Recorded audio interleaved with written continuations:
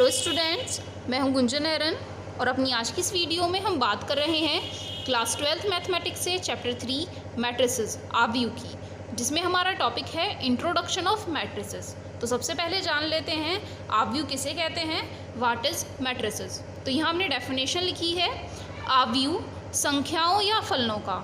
आव्यूह के अंदर या तो संख्याएं लिखी जाती हैं या फिर फलन लिखे जाते हैं। आव्यूह संख्याओं या फलनों का एक ऐसा आयताकार क्रम विन्यास है, एक आयताकार क्रम विन्यास है। इसका मतलब है यह एक आयत के रूप में इस प्रकार से एक सीक्वेंस कॉन्फ़िगरेशन के टर्म में डिफ़ाइन किए जाते हैं, जिसके जो मेंबर होते हैं वह या तो संख्याएं होती हैं या फिर फलन होते हैं। तो इन संख्याओं या फलनों को आव्यूह के अवयव अथवा प्रविष्टियाँ कहते हैं। और यह जो हमने आव्यूह यहाँ लिख करके बताए हैं, इनके अंदर जो भी संख्याएं आ रही हैं या जो भी फलन आ रहे हैं उनको आव्यूह के अवयव कहा जाता है अथवा प्रविष्टियाँ कहा जाता है। लेकिन हम पूरे के पूरे चैप्टर में यहाँ अब अवयव शब्द का ही इस्तेमाल करेंगे।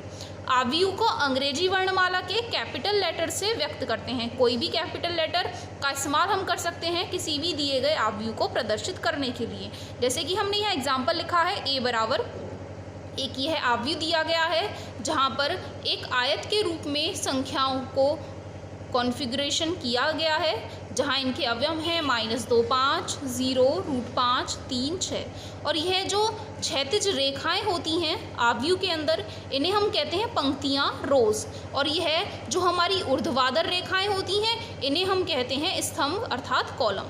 जैसे कि आप इस वाले आव्यूह में देखेंगे तो यहाँ आपको 3 पंक्तियाँ दी गई हैं। यह पहली पंक्ति है, यह दूसरी पंक्ति और यह तीसरी पंक्ति। इसी तरीके से यहाँ यदि हम स्तंभों को देखेंगे तो यहाँ 2 स्तंभ हैं, पहला स्तंभ और दूसरा स्तंभ। इसी तरीके से हमने दूसरा उदाहरण लिखा है v बराबर, यहाँ पर एक पंक्ति यह है और दूसरी पंक्ति यह है। तो इस आव्यूह में 2 पंक्तियाँ हैं और कॉलमों की संख्या 1 2 और 3 और कॉलमों की संख्या 3 के बराबर है। तो यहाँ क्षैतिज रेखाएं आव्यूह की पंक्तियाँ कहलाती हैं, रोज ऑफ मैट्रिक्स, और ऊर्ध्व रेखाएं आव्यूह के स्तंभ कॉलम कहलाते हैं। जैसे कि उदाहरण ए में हमने लिखा है 3 पंक्तियां हैं और 2 स्तंभ हैं। इसी तरीके से बी आव्यूह में 2 पंक्तियां हैं और 3 स्तंभ हैं। तो ये हो जाता है हमारा डेफिनेशन कि मैट्रिक्स हम किसे कहते हैं, व्हाट इज़ मैट्रिक्स, आव्यूह किसे कहा जाता है। नेक्स्ट है आव्यूह की कोटि, ऑर्डर ऑफ मैट्रिक्स। ऑर्डर से मतलब होता है कितनी पंक्तियाँ और कितने स्तंभ इस आव्यूह के अंदर हैं, उसी को कहते हैं कोटि। जैसे कि m पंक्तियों तथा n स्तंभों वाले किसी भी आव्यूह की कोटि को हम लिखते हैं m गुणा n, m क्रॉस n कोटि का आव्यूह, या m क्रॉस n आव्यूह भी से कह देते हैं। जैसे कि यदि हम यहाँ उदाहरण लें तो a बराबर, यहाँ हमने 3 पंक्तियाँ ली हैं और 2 स्तंभ लिए हैं। तो इस आव्यूह की कोटि को हम लिख करके बताएंगे 3 गुणा 2। इसे हम लिख सकते हैं, यह दिया गया आव्यूह एक 3 गुणा 2 आव्यूह है, 3 क्रॉस 2 आव्यूह है। साथ ही इस कोटि की मदद से हम इस दिए गए आव्यूह में अवयवों की संख्या भी आसानी से ज्ञात करके बता सकते हैं। यदि हमें कोटि पता चल जाए अर्थात पंक्तियों और स्तंभों की संख्या हमें पता चल जाए, तो अवयवों की संख्या बराबर होती है पंक्तियों की संख्या गुणा स्तंभों की संख्या। तो 3 दूनी 6। आप देखेंगे यहाँ अवयव भी 6 आ रहे हैं। और यहाँ अवयवों के ऊपर मैंने कुछ नाम लिख करके बताए हैं। ये नाम कैसे लिखे जाते हैं, यहाँ पहले पर लिखा है A11। पहले वाला जो अक्षर है वह प्रदर्शित करता है पंक्ति को और दूसरे वाली जो गिनती है वह प्रदर्शित करती है स्तंभ को। अर्थात यह पहली पंक्ति में पहले स्तंभ का अवयव है, यह पहली पंक्ति में दूसरे स्तंभ का अवयव है। A21 का मतलब है दूसरी पंक्ति में है, पहले स्तंभ में है। A22 का मतलब दूसरी पंक्ति में दूसरे स्तंभ में, तीसरी पंक्ति में पहले स्तंभ में, तीसरी पंक्ति में दूसरे स्तंभ में। इस तरीके से हम इनके नाम लिख सकते हैं अवयवों के। यदि हमें कोई भी m क्रॉस n आव्यूह दिया गया है तो उसे हम कैसे रिप्रेजेंट करके बताएंगे। तो यहाँ हमने एक आव्यूह प्रदर्शित किया है A11 मतलब पहली पंक्ति पहले स्तंभ में, A12 पहली पंक्ति दूसरा स्तंभ, पहली पंक्ति तीसरा स्तंभ। इसी तरीके से यहाँ आप देखेंगे ये सारे पहली पंक्ति के अवयव हैं, इसलिए इनका जो फर्स्ट लेटर लिखा हुआ है वो 1 लिखा हुआ है। और ये जो पीछे वाले मान हैं ये एक एक करके बढ़ रहे हैं क्योंकि स्तंभ में हम आगे की ओर बढ़ रहे हैं। इसी तरीके से दूसरी पंक्ति में पहला, दूसरी पंक्ति में दूसरा अवयव, दूसरी पंक्ति में तीसरा अवयव, दूसरी पंक्ति में दूसरी पंक्ति में। इस तरीके से हम एक आयताकार क्रम विन्यास को साधारण फॉर्म में, जनरल फॉर्म में लिख करके बता सकते हैं। या फिर इसका एक दूसरा तरीका होता है इसे जनरल फॉर्म में लिखने का, A बराबर AIJ M क्रॉस N, जहाँ I का मान भी 1 से M तक जाएगा और J का मान भी 1 से N तक जाएगा, क्योंकि हमने यहाँ लिया है M क्रॉस N। M प्रदर्शित करते हैं पंक्तियों की संख्या को और पंक्तियों की संख्या को हम लिखते हैं I की जगह पर, तो I का मान 1 से M के बीच में हो गया, गुणा में N मतलब स्तंभों की संख्या, और स्तंभों की संख्या के मान को हम J की जगह पर लिखते हैं, इसीलिए J का मान 1 से N के बीच में उनको इंक्लूड करते हुए होना चाहिए। तो यह हो जाती है आव्यूह की कोटि।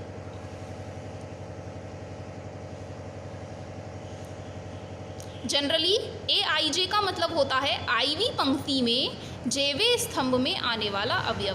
पहले वाला पंक्ति को निरूपित करते हैं, दूसरे वाले से हम स्तंभ को निरूपित करके बताते हैं। तो AIJ का मतलब है IV पंक्ति और jवें स्तंभ में पड़ने वाला अवयव। जैसे कि हमने आपको यहाँ बताया था, यहाँ लिखा हुआ है A22 या फिर हम यहाँ पढ़ें A21, दूसरी पंक्ति में तथा पहले स्तंभ में आने वाला अवयव। दूसरी पंक्ति और पहले स्तंभ में आने वाला अवयव कौन है? 0। अवयवों की संख्या जैसे हमने पीछे निकाल करके बताया 3 क्रॉस 2 वाले आव्यूह में, इसी तरीके से M क्रॉस N आव्यूह में अवयवों की संख्या बराबर होती है पंक्तियों की संख्या M गुणा स्तंभों की संख्या N। तो यदि हमें किसी भी आव्यूह में पंक्ति और स्तंभों की संख्या पता चल जाए या उसकी कोटि हमें पता चल जाए तो उसमें अवयवों की संख्या को हम ज्ञात करके बता सकते हैं। अभी जितना भी बेसिक हमने आपको पढ़ाया है उससे रिलेटेड कुछ क्वेश्चंस हमने यहाँ लिखे हैं। क्वेश्चन है आव्यूह A बराबर, एक आव्यूह दिया गया है, इसके लिए ज्ञात करके बताना है आव्यूह की कोटि, अवयवों की संख्या तथा इन अवयवों को जो हमसे पूछे जा रहे हैं। सबसे पहले हम निकालें आव्यूह की कोटि।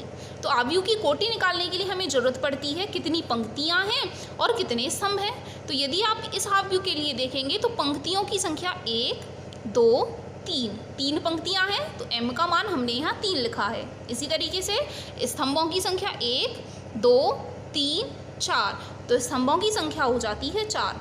और आव्यूह की कोटि को लिखने का तरीका होता है M क्रॉस N, तो M का मान 3 है और N का मान 4 है। तो पहला आंसर हमें मिल जाता है आव्यूह की कोटि बराबर 3 गुणा 4।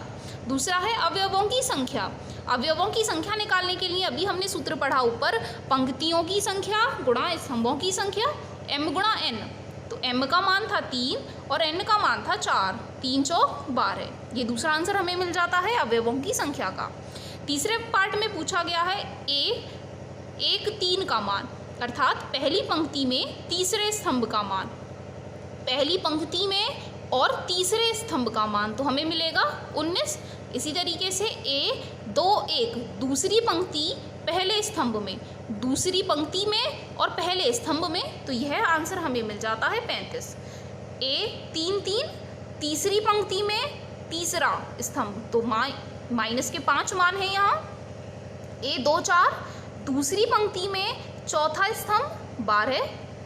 A 2 3 दूसरी पंक्ति में तीसरा स्तंभ, तो हमें मान मिल जाता है 5/2। इस तरीके से हमारे पास जो भी अवयव पूछे गए थे उनका आंसर हमें मिल जाता है।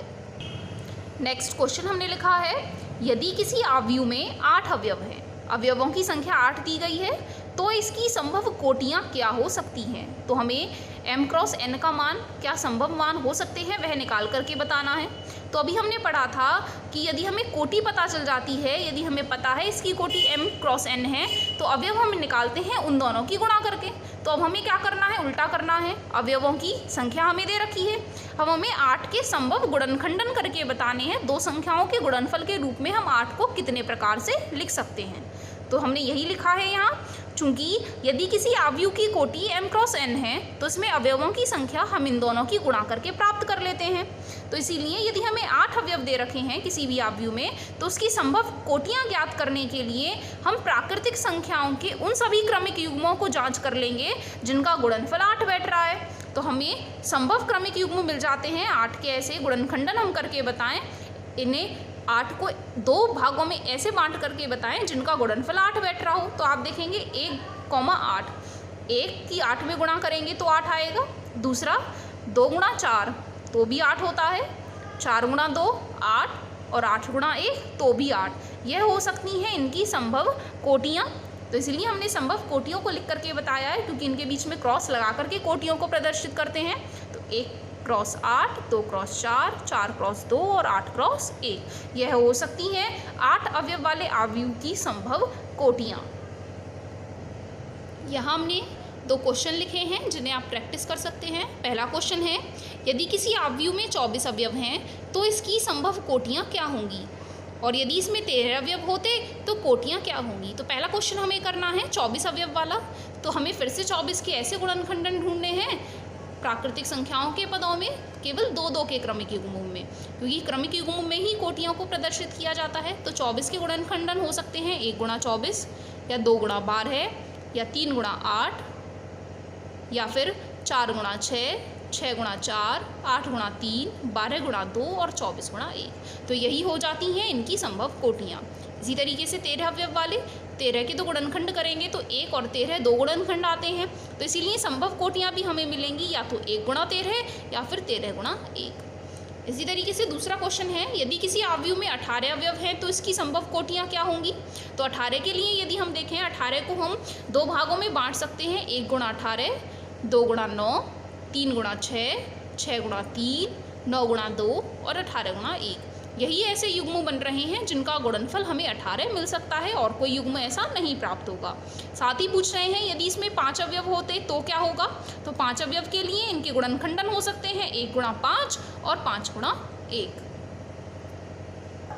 अभी तक जो हमने क्वेश्चन पढ़े वो आव्यूह से संभव कोटियाँ ज्ञात करने से रिलेटेड थे। अब यहाँ आपकी बुक में एक सेकंड टाइप का क्वेश्चन और दे रखा है, जहाँ आपको कुछ इन्फॉर्मेशन दी गई है और उसे हमें एक आव्यूह के रूप में व्यक्त करके बताना है, स्तंभ और पंक्तियों के रूप में निरूपित करके बताना है। तो यहाँ क्वेश्चन है, 3 फैक्ट्रियों फर्स्ट, सेकंड तथा थर्ड में पुरुष तथा महिला कर्मियों से संबंधित निम्नलिखित सूचना पर विचार कीजिए।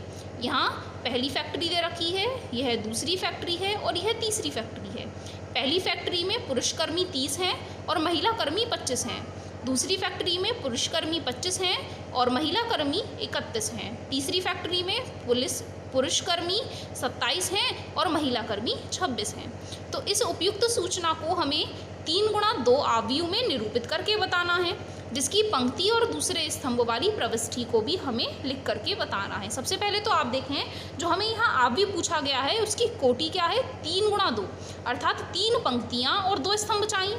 आप देखेंगे जिस रूप में यह इन्फॉर्मेशन लिखी हुई है, इस समय भी यहाँ 3 पंक्तियाँ हैं और 2 स्तंभ हैं। तो इस इन्फॉर्मेशन में हमें कोई बदलाव करने की जरूरत नहीं है, हम सीधे सीधे इस इन्फॉर्मेशन को उठाएंगे और ब्रैकेट के अंदर बंद कर देंगे। तो प्रदत्त सूचना को 3 गुणा 2 आव्यूह के रूप में निम्नलिखित प्रकार से हम निरूपित करके बता सकते हैं। लेकिन यदि हमें यहाँ आव्यूह 2 गुणा 3 का पूछा गया होता तो फिर हम क्या करते, जो हमें पंक्तियाँ दे रखी हैं उन्हें स्तंभ बनाते। इसे हम इस रूप की बजाय इन्हें पलट करके लिखते। यहाँ हम लिख करके बताते 30, 25, 27, ये जो स्तंभ दे रखा है उसे हम पंक्ति बना लेते, 30, 25, 27 और उसके नीचे लिखते फिर 25, 31, 26। फिर वह आपको मिल जाता 2 क्रॉस 3 के रूप में। तो यहाँ हमसे साथ में पूछा जा रहा है तीसरी पंक्ति और दूसरे स्तंभ। तीसरी पंक्ति दूसरे स्तंभ वाली प्रविष्टि क्या प्रकट करती है, अर्थात 26 क्या प्रकट कर रही है। तीसरी पंक्ति का मतलब है तीसरी फैक्ट्री में है और दूसरे स्तंभ का मतलब है वह महिला कर्मी है। तो तीसरी पंक्ति और दूसरे स्तंभ की प्रविष्टि फैक्ट्री थर्ड कारखाने में महिला कर्मचारियों की या कार्यकर्ताओं की संख्या को प्रकट करके बता रही है। अभी इसी लेक्चर में हम एक टाइप के क्वेश्चंस को और कवर कर रहे हैं।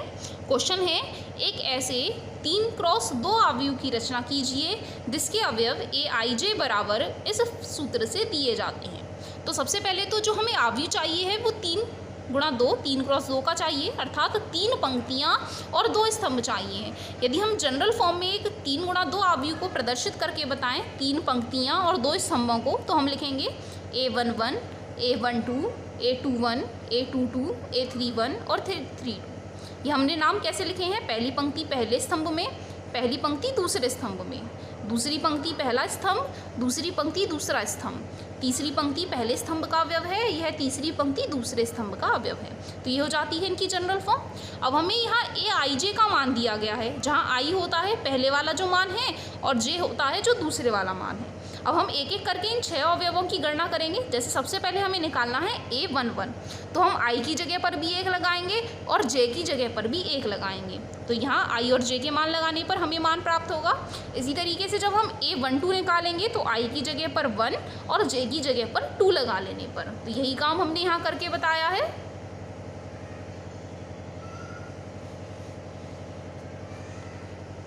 हमें यहाँ क्वेश्चन में दिया गया है ए आई जे का मान, जहाँ आई का मान हो सकता है पंक्तियों की गिनती, 3 पंक्तियाँ हो सकती है मैक्सिमम, तो आई के मान भी 1 2 3 हो सकते हैं। स्तंभ हमें 2 दिए गए हैं, तो स्तंभों के लिए मान हो सकते हैं 1 और 2। सबसे पहले हम निकालेंगे A11, आई की जगह पर भी 1 लगा रहे हैं और जे की जगह पर भी 1 लगा रहे हैं। इसको हल करके आपको आंसर मिल जाएगा। इसी तरीके से A12, आई की जगह पर 1, जे की जगह पर 2 फिर से लगाएंगे, आई की जगह 1 और जे की जगह 2 लगाएंगे, तो यहाँ से आपको दूसरा अवयव मिलेगा। इसी तरीके से हमने सारे अवयवों की गणना करके बताई है।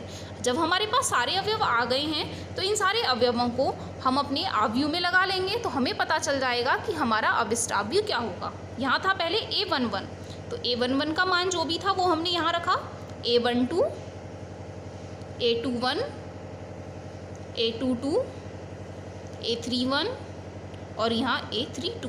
जो भी आंसर्स हमारे आ रहे थे वो हमने यहाँ लगा लिए हैं। इसी तरीके से कुछ और क्वेश्चंस लिखे हैं, बहुत ही इजी क्वेश्चन है, केवल आपको मान लगाने हैं आई और जे के, जो कि निर्भर करेंगे हमारे आव्यूह की कोटि पर। जैसे कि यहाँ एक 2x2 आव्यूह दिया गया है, तो 2x2 आव्यूह के लिए हमें ज़रूरत पड़ेगी 2 पंक्तियाँ और 2 स्तंभ की।